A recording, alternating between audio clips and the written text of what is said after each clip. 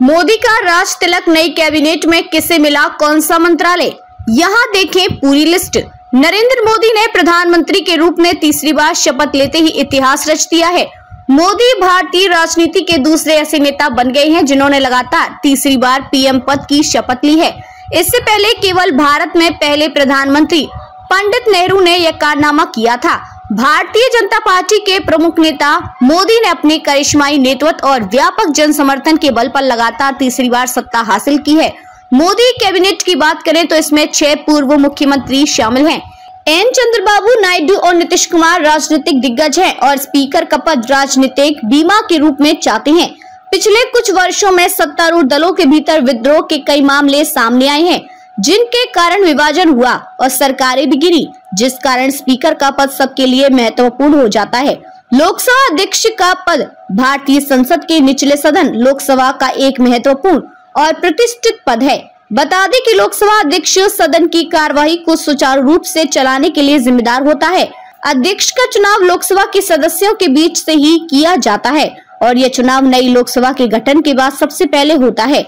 Modi 3.0 cabinet portfolio list announcement, मंत्रालय बंटवारे की लेटेस्ट अपडेट। पीएम मोदी के पास कार्मिक, लोक शिकायत और पेंशन मंत्रालय, परमाणु ऊर्जा विभाग, अंतरिक्ष विभाग है। साथ ही सभी महत्वपूर्ण नीतिगत मुद्दे और अन्य सभी विभाग जो किसी भी मंत्री को आवंटित नहीं किए गए।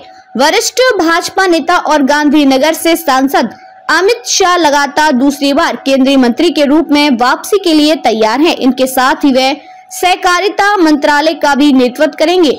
जनता दल यूनाइटेड के नेता और मुंगेर के सांसद राजीव रंजन लल्लन सिंह पंचायती राज मंत्रालय के साथ साथ मत्स्य पालन, पशुपालन और डेयरी मंत्रालय को संभालेंगे।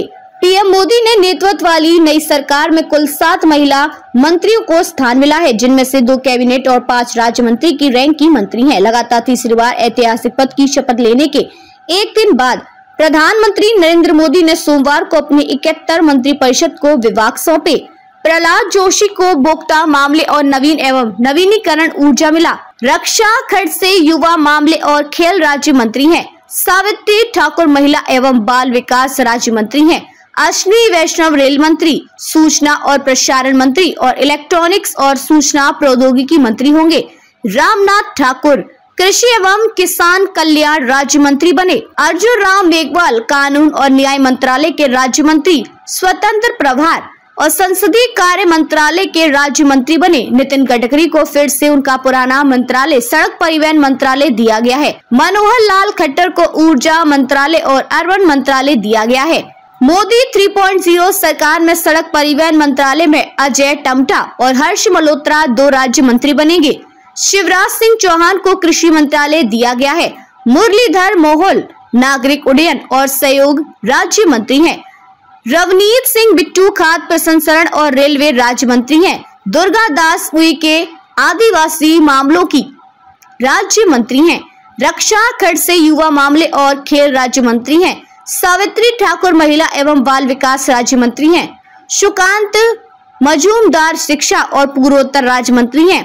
तोखन शाहू आवास राज्य मंत्री हैं।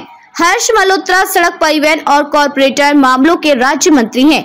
जेपी नड्डा को स्वास्थ्य एवं परिवार कल्याण मंत्रालय दिया गया है। एस जयशंकर और निर्मला सीतारमण के पास क्रमशः विदेश और वित्त विभाग बरकरार है।